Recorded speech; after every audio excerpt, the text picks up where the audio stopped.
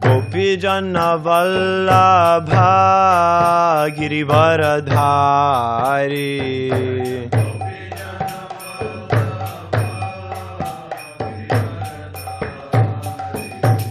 Gopijana Vallabha Girivaradhari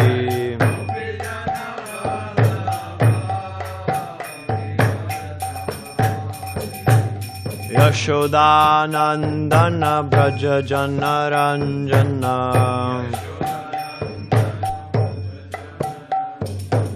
Yashodanandana Braja Janaranjana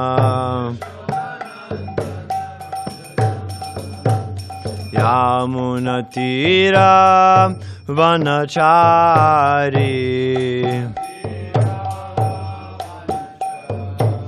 Yamunatira Vanachari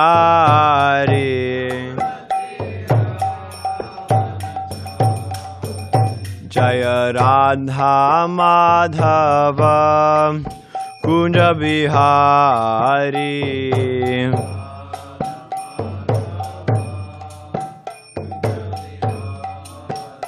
Jaya Radha Madhava Kunja Bihari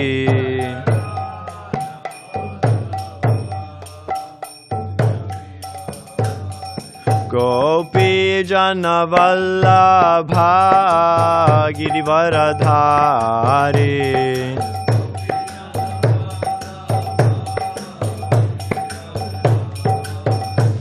Gopi Jana Vallabha Girivaradhari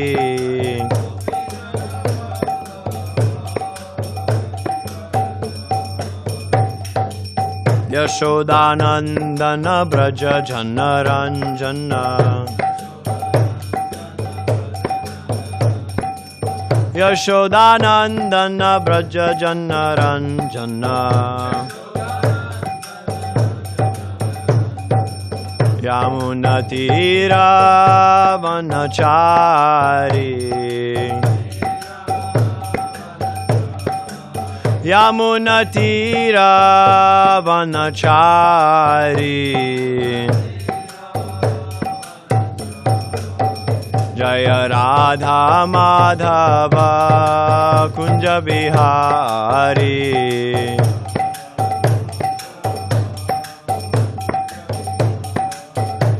Jaya Radha Madhava Kunja Bihari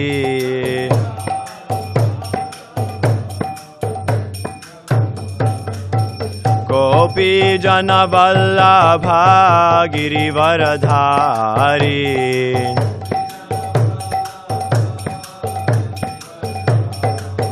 Jaya Gopi Jana Vallabha Girivaradhari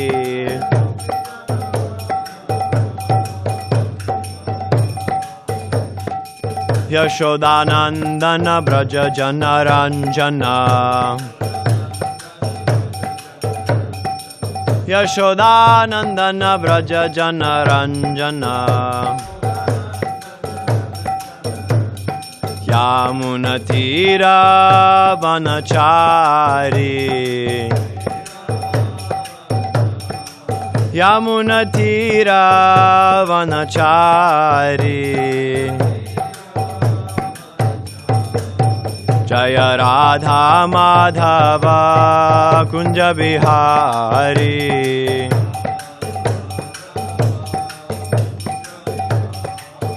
Jaya Radha Madhava Kunja Bihari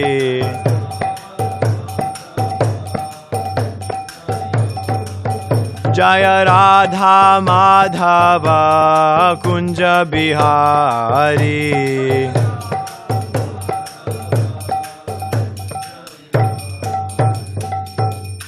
Jai Om Vishnupad Paramahamsa Parivrajakacharya Ashtotrishata Shri Srimad His Divine Grace Srila A.C. Bhaktivedanta Swami Prabhupada Ki Jai.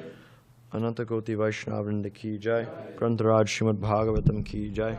Samaveta Bhaktavrinda Ki Jai. All glories to the assembled devotees. Hare Krishna. All glories to the assembled devotees. Hare Krishna. All glories to the assembled devotees. Hare Krishna. All glories to Shri Shri Guru and Shri Gauranga. All glories to Srila Prabhupada. Could I have the book? The book.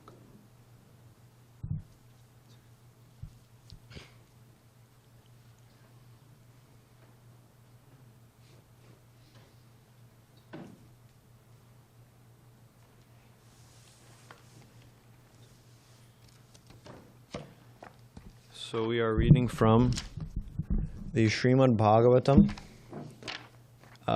Canto 5, Chapter 14, text number 9.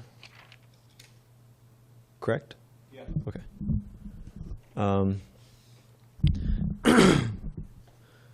Would you like to chant the Sanskrit? Oh, no, we didn't. Om Namo Bhagavate Vasudevaya. Om Namo Bhagavate Vasudevaya. Om Namo Bhagavate Vasudevaya.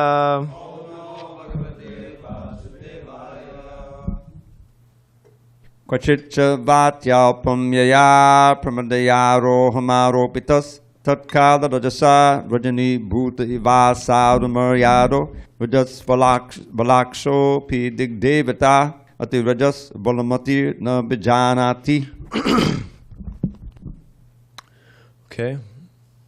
So translation and purport by His Divine Grace A.C. Bhaktivedanta Swami Prabhupada Ki Jai. Translation.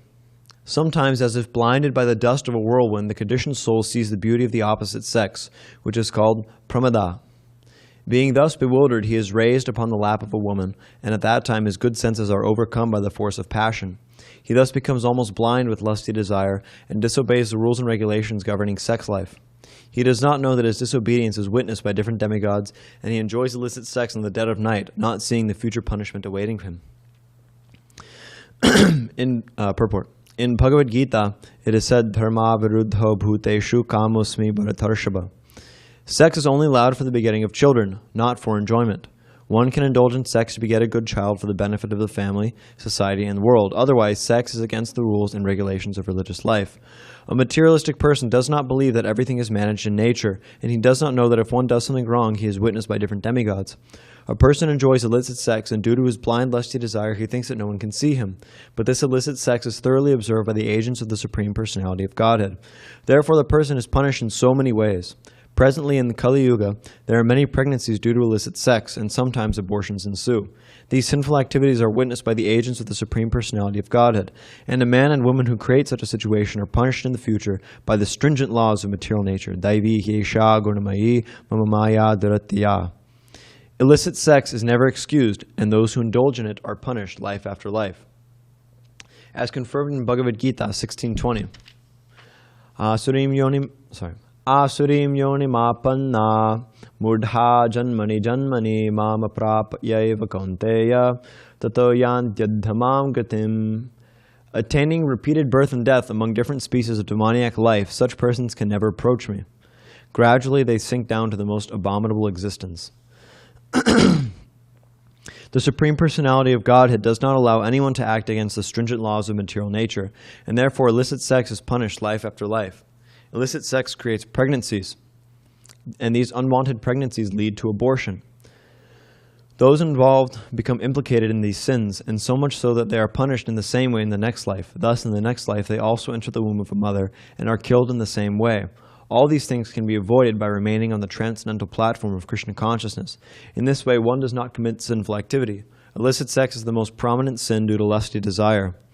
When one associates with the mode of passion, he is implicated in suffering life after life.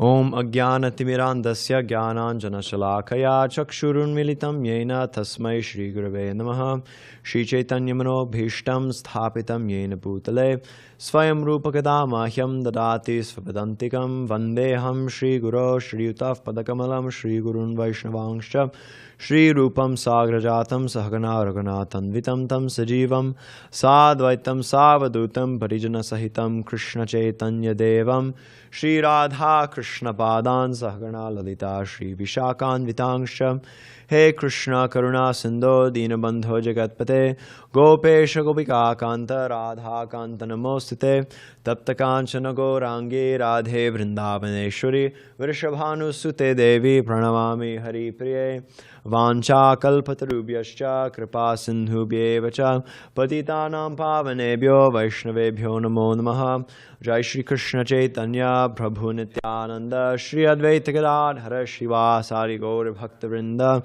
Hare Krishna Krishna Krishna Hare Hare Hare Rama Rama Rama Hare Hare. So we're continuing this explanation of the allegory, or the allegory,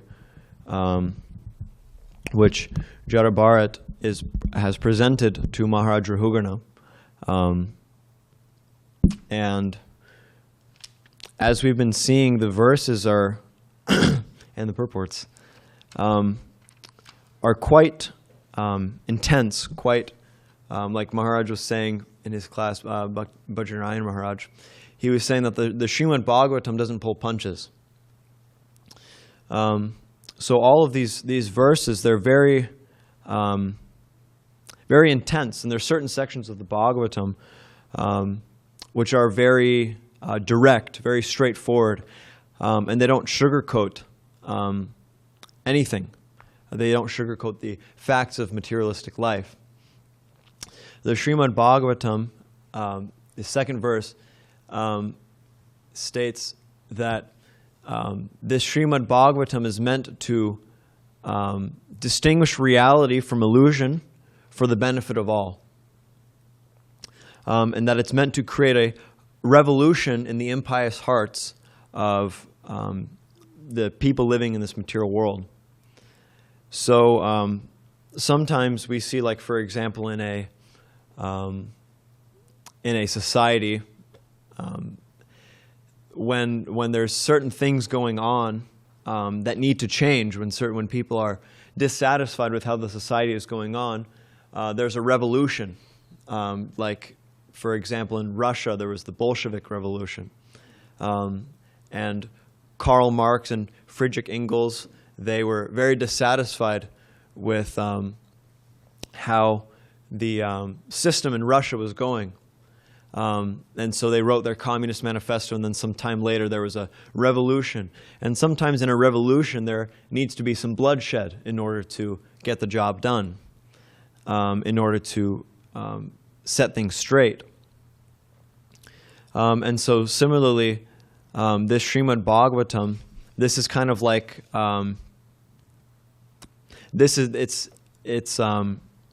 it requires, or it behooves one to speak strongly when one is trying to change the heart of somebody who's very attached to materialistic life.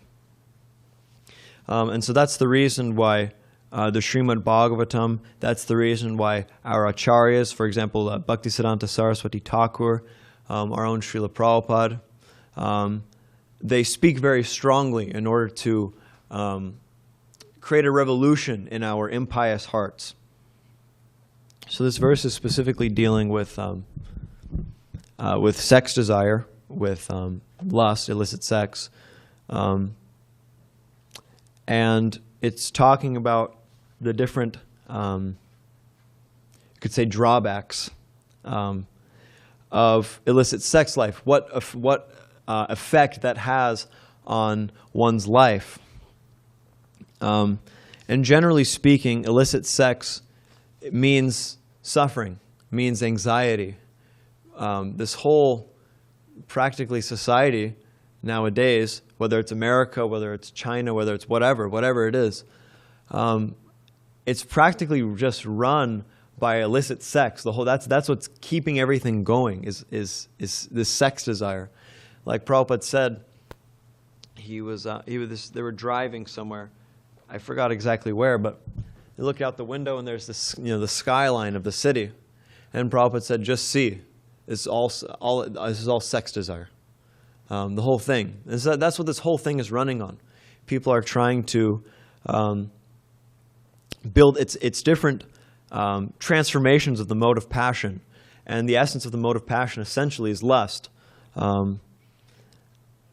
So this mode of passion, this lust, this illicit sex desire, causes so much anxiety in people. I mean, everybody is just so anxious, it's so tense. Like, I mean, you sometimes in Pacific Beach, you're walking, and especially during the weekend, and you see these parties going on at people's, sometimes they're in the front lawn or something like that, or you walk by the bars, and it's just it's just such a tense atmosphere. It's just like, oh my gosh, like, I don't know how you people think you're having fun, because it's just like the atmosphere is so drenched. It's like soaking with sex desire. It's like soaking with like this tension of everybody's trying to prove themselves. Everybody's trying to, be attractive. It's just so tense. It's just like they can't, like, nobody's really being themselves at all. Of course, whatever illusory idea we have of ourselves as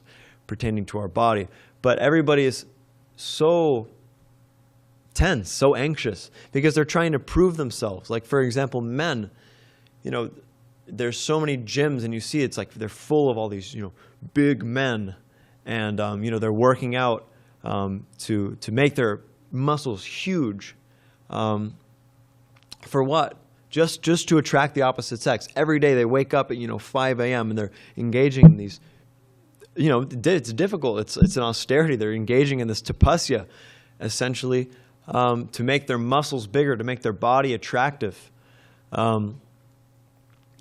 And then they go, and there's all these seminars that they have now, how to make yourself attractive to everybody. And there's so many, you have like this whole life coaching thing, different psychological tricks to make women attracted to you, to make men think you're powerful. This whole thing is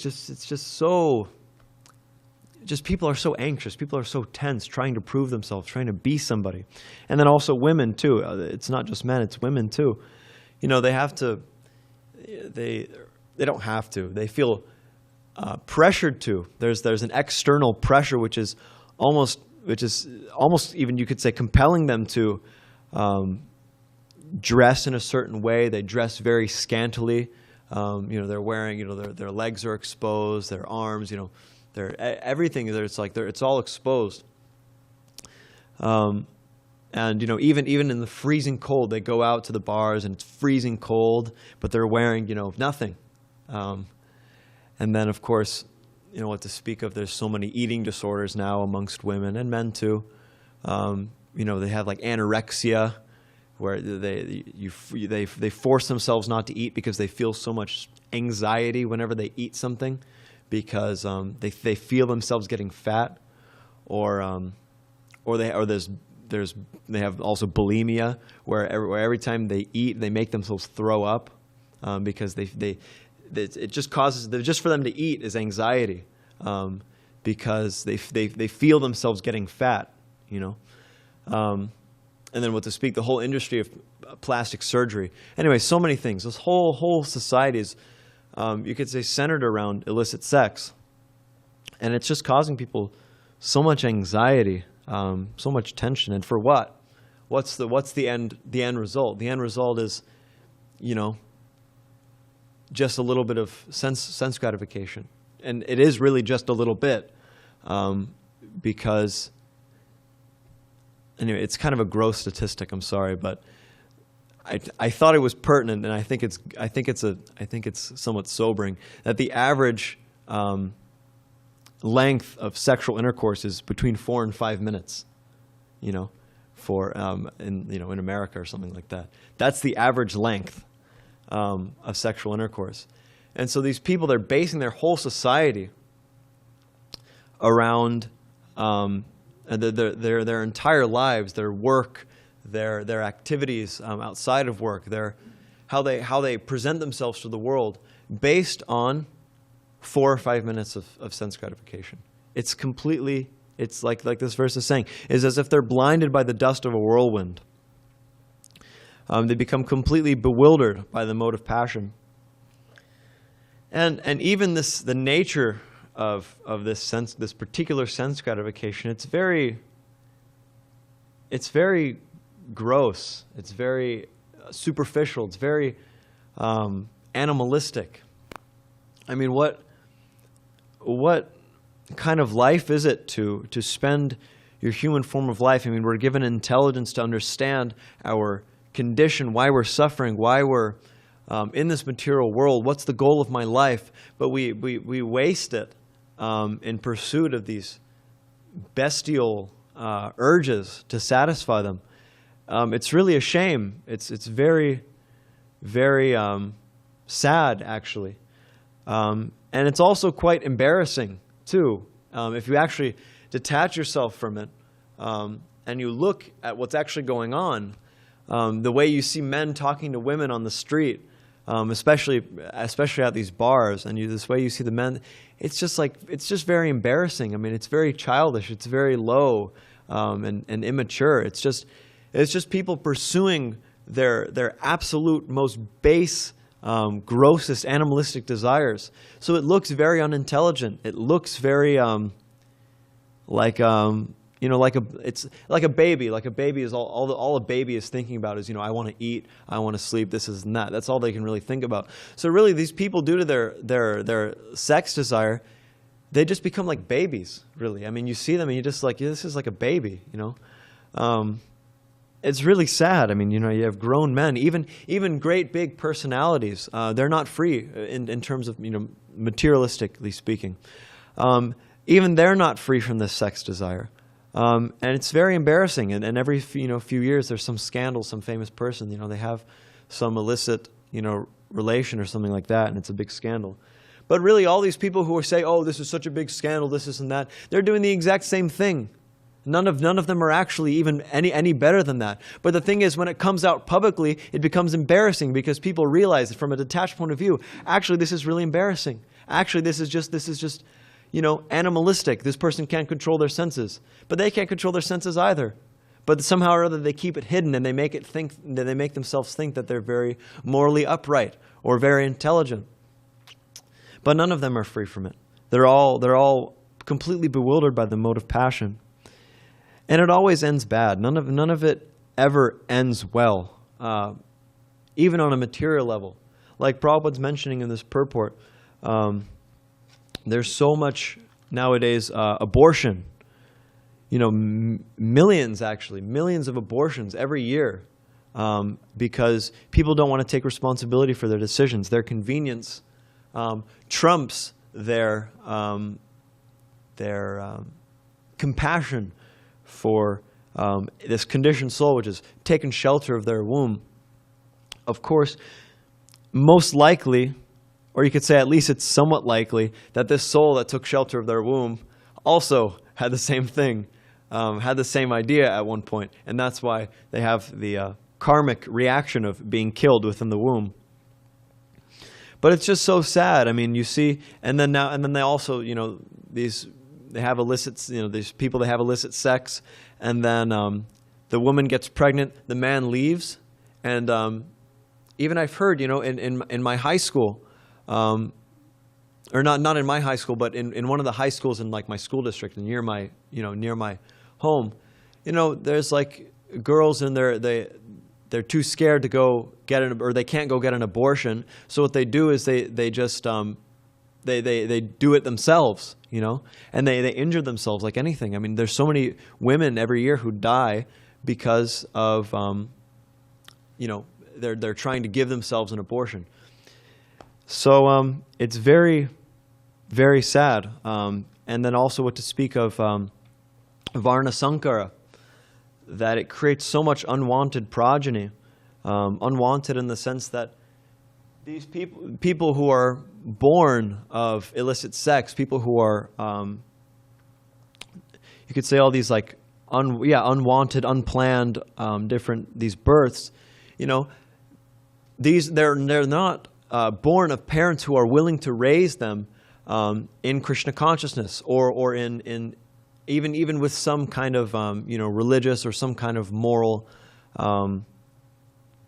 foundation, because it's, they weren't even planning to have children in the first place. And those people who generally do that, they're not very morally upright themselves. So it dilutes the whole population with people who are just no better than animals, no better than hogs, dogs, camels, and asses, because all they know is to pursue sense gratification. And so it completely, like Arjuna in the Bhagavad Gita, this was one of his arguments why he shouldn't fight the battle of Kurukshetra, because the path of Krishna consciousness, the path of spiritual life is it's muddied. It becomes very unclear when the whole society becomes focused on that which is exactly opposite, or exactly opposite to the goal of Krishna consciousness, namely just material sense gratification. So it always ends bad. Pursuing one's lusty desires, it never ends well. And then what to speak of the karmic reactions, like Prabhupada's mentioning in this verse. What to speak of the karmic reactions, which are so much worse, actually, than any of the things which could happen to us in this material world, or in this particular material planet. That's going to come at the end of the fifth canto.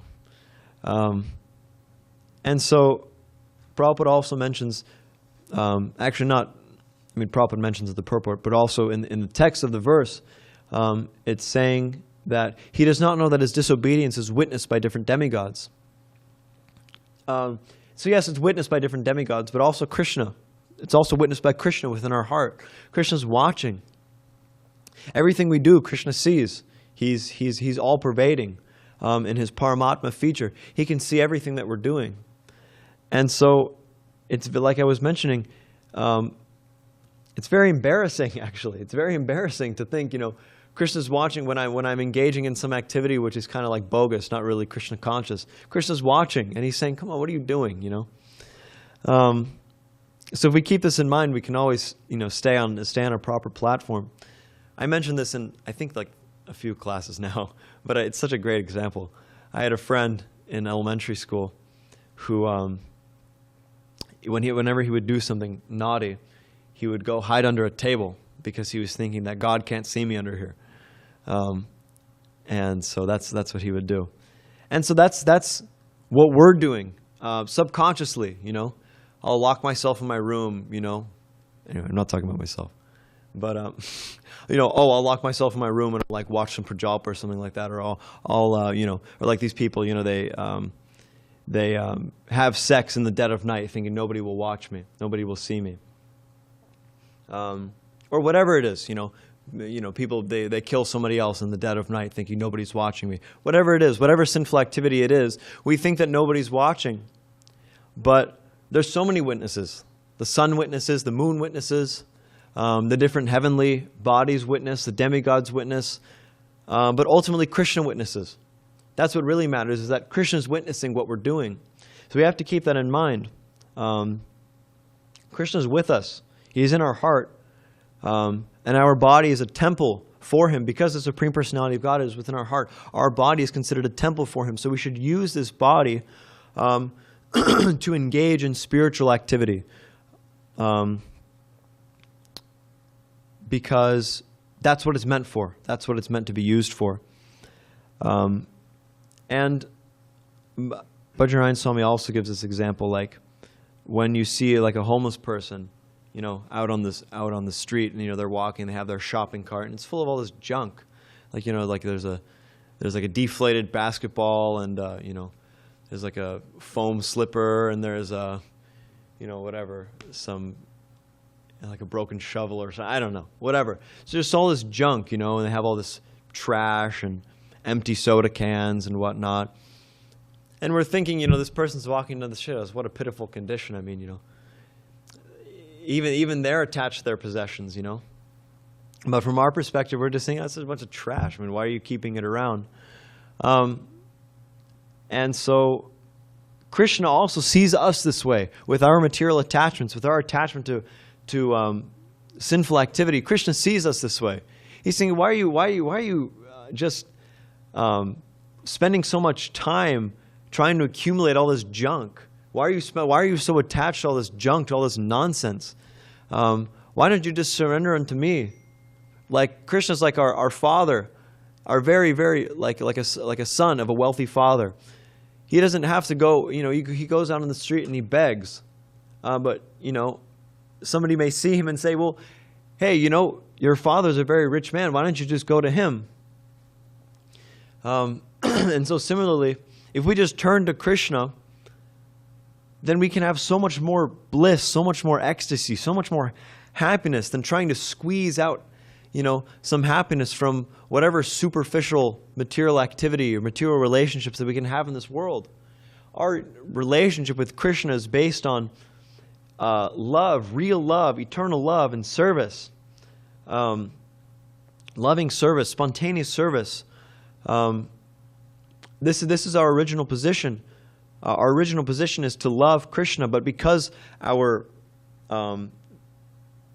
this love, it becomes tinged with the modes of material nature, then it becomes expressed in all these different illicit ways in this material world.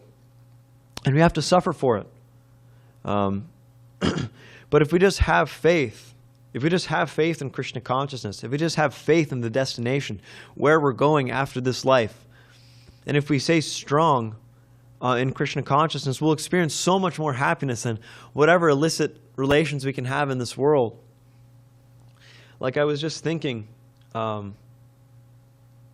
other day, because Madhusudana Prabhu left his body recently, and Rajendra Nandana Prabhu also left his body recently. I was just thinking that,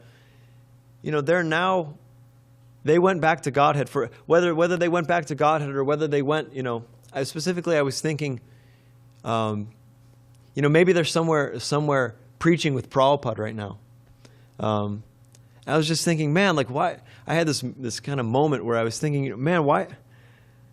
It would be so much better to be there doing that than to be here just wasting away in this Kali Yuga. So much better to be engaged in Krishna consciousness. So much better to be in Goloka Vrindavan with Krishna. What do we have here? We don't have anything here. We don't have. There's no real love in this world. There's no real happiness in this world. And so, but still, we stay here, pursuing all this superficial, all this just stupid, so-called happiness. But it's very difficult. We're very attached to it. Somehow or other, life after life after life, we've continued in this pursuit of material happiness. But somehow or other, we've become so attached to it. Just like Indra, he came. He's living in the heavenly planets. He's the king of the heavens, and he comes down. He's forced to come down as a hog. And then Brahma comes and says, please come back, Indra. You need to resume your post in the heavenly planets. And he says, well, no. I have so many responsibilities here. I have my wife and my children and this and that. And so it's exactly like that. We're just attached to being no better than hogs and dogs and camels and asses in this material world. And so we have to, if we want to get out of it, if we want to experience real happiness, we have to have faith in the words of the Srimad Bhagavatam. We have to have faith in the words of Srila Prabhupada, that there's something better out there than just struggling like anything in this material world, which is full of so much anxiety, so much insecurity, where everybody's trying to be somebody else. But the reality is that in Krishna consciousness, we don't have to be anybody. We don't have to make ourselves an individual. I don't have to be some big guy. We just have to be servants of Krishna. And that's who we actually are. The process of Krishna consciousness is a process of removing all of these different designations that, I'm a I'm some big CEO, or I'm a big strong guy, or I'm a big strong woman. It's a process of removing these different designations and being who we actually are. We don't have to try to be an individual in Krishna consciousness. We don't have to try to be some big person. The reality is that we are servants of Krishna, and naturally we are individuals. That's not something you can take away from somebody. Their individuality. Everybody's trying to be an individual in this material world, but individuality is something that we just are. It's not something you can take away. It's not based on the clothes we wear. It's not based on, the way we speak or the music we listen to. We each have a individual, personal, intimate relationship with the Supreme Personality of Godhead, and that can't be taken away from us. That's our birthright. Our birthright is to go back home, back to Godhead, and be engaged in the service of Krishna. But in order to have faith in this, to have faith that there's something better out there, we have to associate with devotees who have this higher taste, who have this higher knowledge that there is something better, and who have achieved that, who have achieved real, lasting faith in this.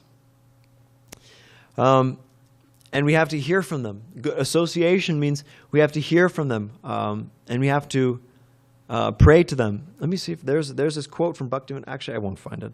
But there's a quote from Bhaktivinoda Thakur. He says, the way that we should relate with devotees, he said, I'll grab a hold of the Vaishnava's lotus feet and pray to him to please, put in a good word for me.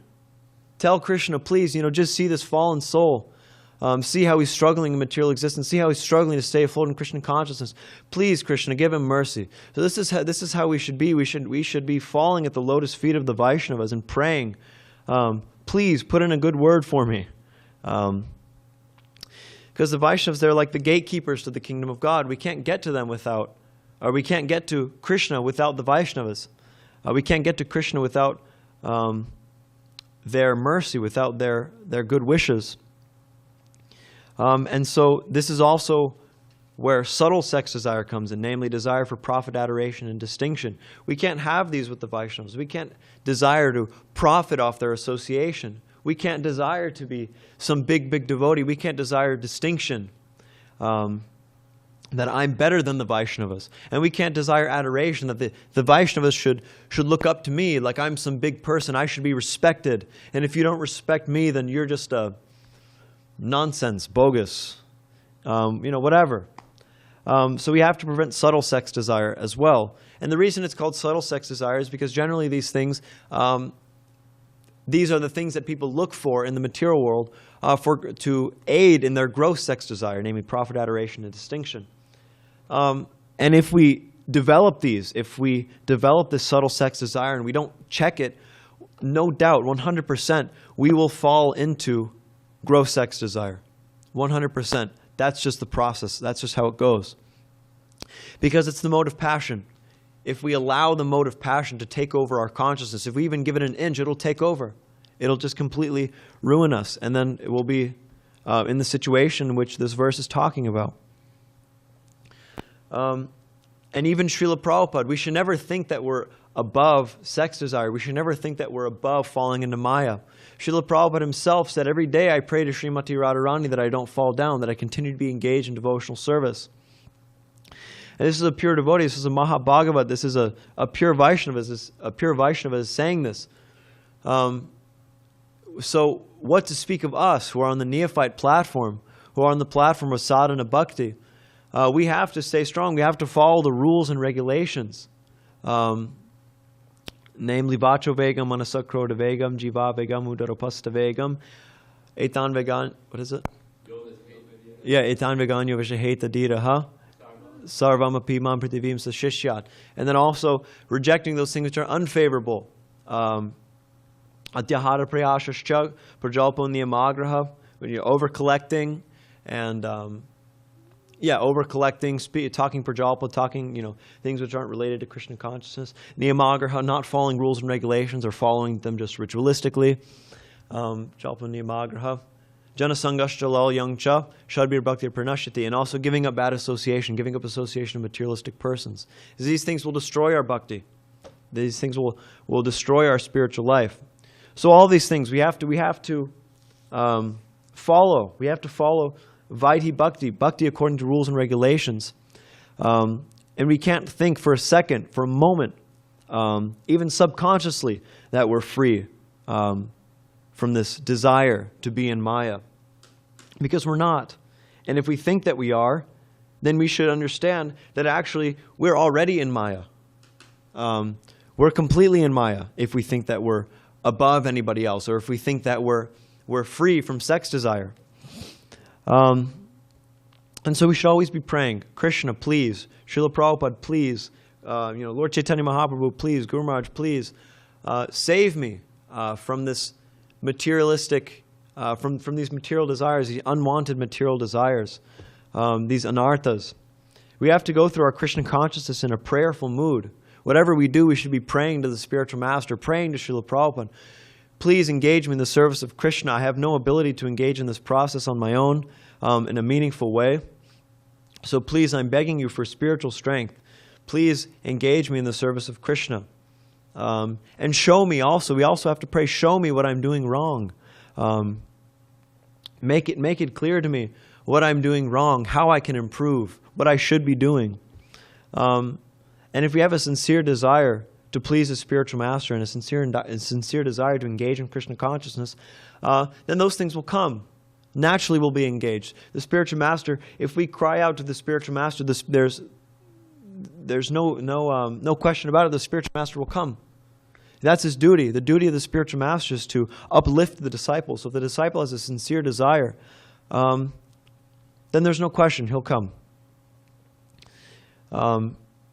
So we have to have faith. We have to have faith that there's something higher, that there's a higher taste than just this superficial, pitiful, pathetic pursuit of sense gratification in this material world. So I think I'll stop there, and then we can have questions and comments. Hariksha, I just want to let you know that there is one pending question in the Zoom, so you can go ahead. Sure, Prabhu. I think Tyler has something. The wonderful class is like shifting gears. It's really nice watching the machine fire up, and then you're just on full pistons at the end. Really nice. Thank you for the class. I asked Sravita in the beginning, after you read the purport, what year Prabhupada wrote that in. He said 74. And I know it's probably been said so many times, but it's just so relevant. And he's writing that before internet, CDs didn't even exist when he's writing that. And it's just perfect. I mean, everything's more complicated technologically, but the base nature's just right there. Yeah. That applies to today probably more so even than it did then. Yeah, 100%. Yeah, Prabhupada's, sorry. You did a great job establishing, the dangers, and you honored the text very nicely because it is pointing right at these problematic sins that we feel so attached to, and so you honored it well by just punching holes in, our false attachments to these things. So I was trying to think of my life, like when I was a sense enjoyer and I was, partying in college and attached to sex and drugs and things like that. You're talking about that very temporary period of, quote, enjoyment, being just a few minutes. And the thing is, when we're attached to those sense objects and we're meditating upon them, it's all about leading up to that. I just think about, like, waiting. I'm, like, waiting for the store to open to go get beer. I'm, like, waiting for the girl to arrive. I'm waiting for the meal to come out from the kitchen at the restaurant. I'm waiting for the poker hand to be dealt or whatever. So it's just, you're consumed. The text says dust from a whirlwind. Yeah. So we're sitting there with dust in our eyes, just consumed by the prospect of the sense object going to come. And it comes and it's very temporary. It's bewildering. It's gone. We're attached to it once it's gone. So it's just horrible. So to begin to be attached to a sense object and to meditate on it and spend your day waiting for it to arrive, it's so pathetic. So it made me just think about how much time I wasted sitting there just waiting. That's what a materialist does. They're just waiting. You're just sitting there waiting. You're not thinking about Krishna. You're not thinking you're just waiting. You've given up all your power to this temporary whirlwind. You've got dust in your eyes, and you're just sitting there waiting. Yeah. When's it going to arrive? When's this temporary bewilderment going to arrive? I'm not thinking about when's this thing about to end. When's this satisfaction about to end, right? So I don't know what I'm getting at. It's just like, it's pathetic. You kept saying it's so pathetic. We're just sitting there waiting. Yeah. Waiting. I think that's what they're doing at the bars. They're just sitting there just waiting around. Yeah. Just waiting for it to come. When's it going to arrive? Yeah. Oh, it already happened. Uh-oh. What do I do now? I guess I'll wait till next time. I don't know. Yeah. So I'm glad we're not waiting. Oh, and devotional service is right now. That's what I was thinking. Yeah. If you're doing devotional service, you can just do it right now. We're not waiting. Go sweep the floor. Go. There's a million things to do here. You don't have to wait. I know, You just you go know that. do it. Material nature is just waiting for false enjoyment. Yeah. Yeah. It's like people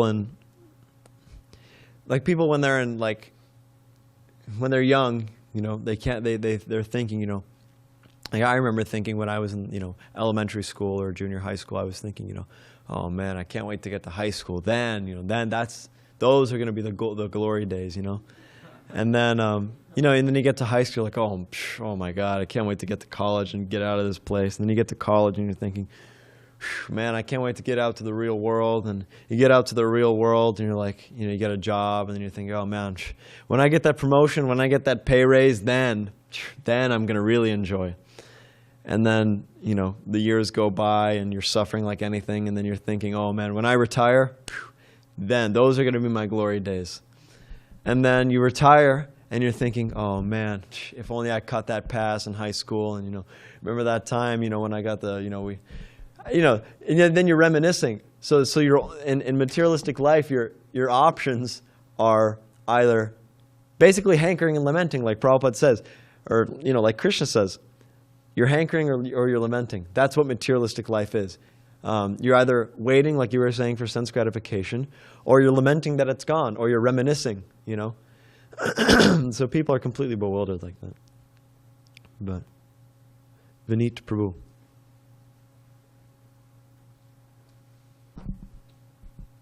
Thank you, Prabhu, for this class. I was just thinking, based on Prabhu's comment, the material world is like a toilet. Those outside are waiting to get in, and those inside are waiting to get out.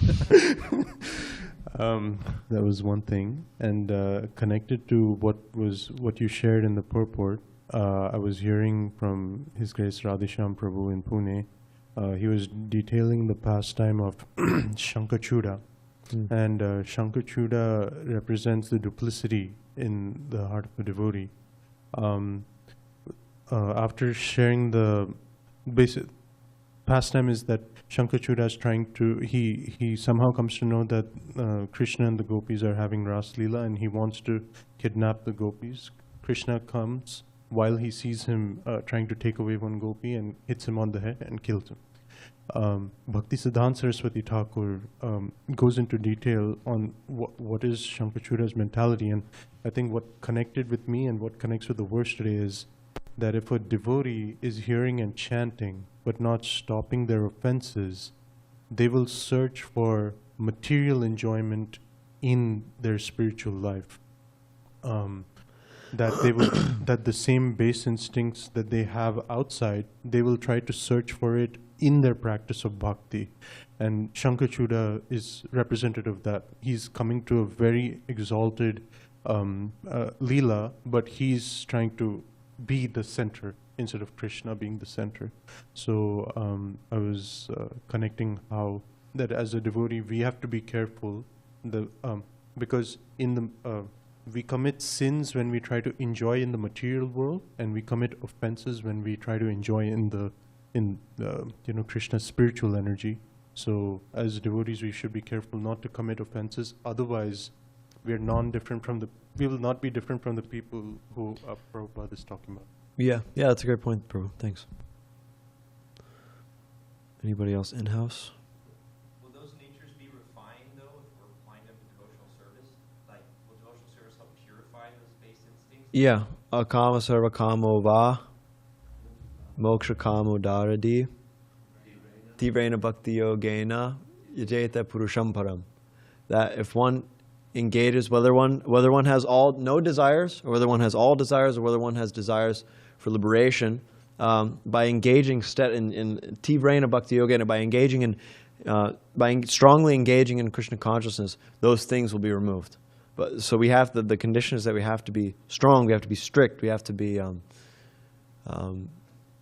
we have to be intense. We have to practice devotional service very intensely.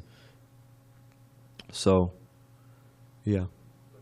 Hypothetically, is it okay though that if that demon had those, or whoever the that he went to the rasa dance to do it. You know what I'm saying? It's like, Prabhu, can you use the microphone? Yeah. sorry. So if in that example, if that person had that desire so strongly to be the Yeah. center and kidnap, is it better he went and did it in a spiritual environment and it'll be purified? If that's, instead of being in the outside world enjoying that and just committing sin, is it better if that desire is so strong to do that? Because it'll eventually be molded through I would- devotional service? Yeah. He was killed by Krishna, but we shouldn't bank on that. We shouldn't bank on being killed by Krishna. You have to be, the thing is, you got to be a really, really big demon, like bigger than is possible for us. You got to be a really big demon to get killed by Krishna. And it's not possible for us to be the demon of that.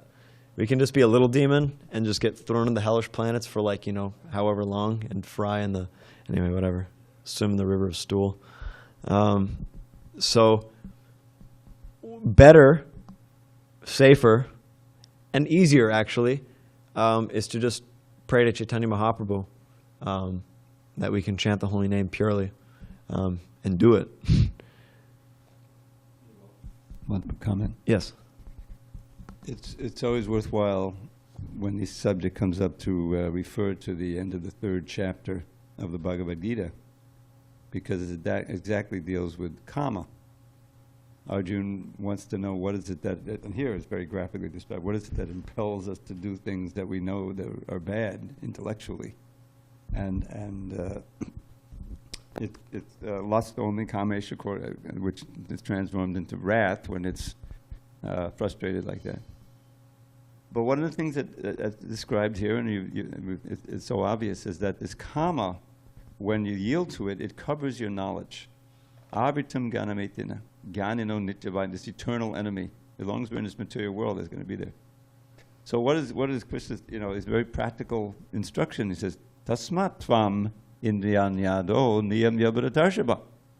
Therefore, in the beginning of your quest, your spiritual quest, assuming you have some kind of enlightenment, you're trying to practice devotional service, you have to control the senses. So what does that mean for bhakti yogis? It means to engage them in the service of Krishna. Not just it's not repression, but it's engagement, it's dovetailing, it's like that. And so that's the process that we've been given. And there's always something to do. Like Amogha said, Krishna consciousness is now. You don't have to wait. You mentioned that, right? And so there's always something to do. And if you're waiting at the bus stop, chant Hare Krishna. The more you chant Hare Krishna and hear, the more that you can control the lower urges and the senses. And that's really the practical thing. When you're at the state where you stop chanting, or your sadhana becomes weak, that's when Maya, headed by this lust, will attack you in various ways, sometimes subtle ways, which will lead to gross ways. The strict sadhana is our shelter. Chai. Okay, so anybody on Zoom? Yes, Amogha Prabhu, Dandavat Pranam. Chai, Dandavat. Thank you very much. You're very kind.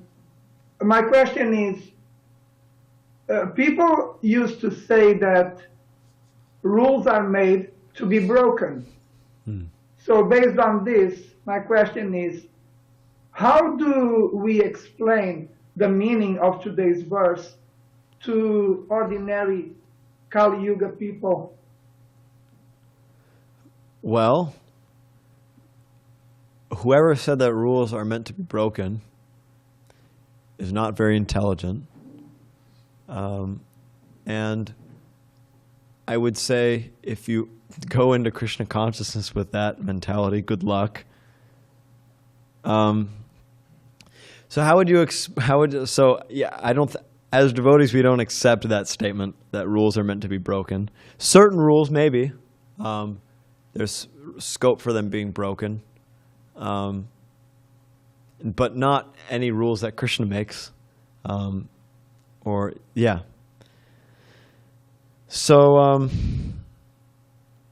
how do we explain this to materialists? Well, it's very difficult to explain them to explain these things to materialists, because it's like this verse, Natevidu Svartikiting Vishnu Drashiyaye Bahirartamanina Andhayatandai Rupaniyamanas Te Pishatantramudadamni Badha. That because they're so bewildered by this material enjoyment, they actually think they're happy. They actually think they're not suffering. Like, I remember trying to explain to somebody, their life is completely, somebody I know, their life is basically completely in shambles, actually. Like, there were so many problems with their life, just so many problems. And they were actually suffering, you know. They really were suffering, you know, crying every day, and they were really suffering. And I told this person, you know, hey, you know, that's the nature of this material world, you know. Things are they always go wrong, you know, when you're placing your happiness in material life, when you're placing your happiness in this material world. And they said, no. When this all works out, it'll be fine. And you know, it's all good, basically. And it's just like, I really had realization of that verse when this happened, because I was thinking, no matter what I say to this person, they think they're happy. They actually are going to completely convince themselves that they're happy. So I really got factual realization of that verse, that they can't know that if you're attached to materialistic happiness, you can't know that Krishna is the Supreme Personality of Godhead. You can't know that the goal of life is to go back home, back to Godhead. Because there's just like this wall, there's this barrier in your mind where you're completely bewildered and you think this is what happiness is. That you suffer and you suffer like anything, and then you get then it's like, like you're being drowned. And you come up and you take a breath, you're like, oh, I'm very happy, and then, back down. So it's very difficult to explain these things to materialists. They have to be kind of burned out. There has to be some material exhaustion in order to explain these things to materialists, because otherwise they really just think they're happy. So we can try preaching to them. We can try to make them kind of introspective a little bit and to analyze their own life, but it's very difficult. It's very difficult to explain it. Of course, we don't have to use, when we do explain it, we don't have to explain it in such a heavy way that hellish punishments are awaiting them, and that they're just gonna suffer so much, and that they're completely we don't have to say those things, that they're no better than hogs, dogs, camels, and that. We don't have to say those things to people we're preaching to, because they might think that we're very fanatical. And too heavy. But we can try to explain these basic points that, everybody's looking for happiness in sex life, but who's actually happy? If you look around. So like that. But it is very difficult. So I'm sorry, that was kind of a long-winded answer, but that's my answer. No, it was not long-winded. And if I may, there is a verse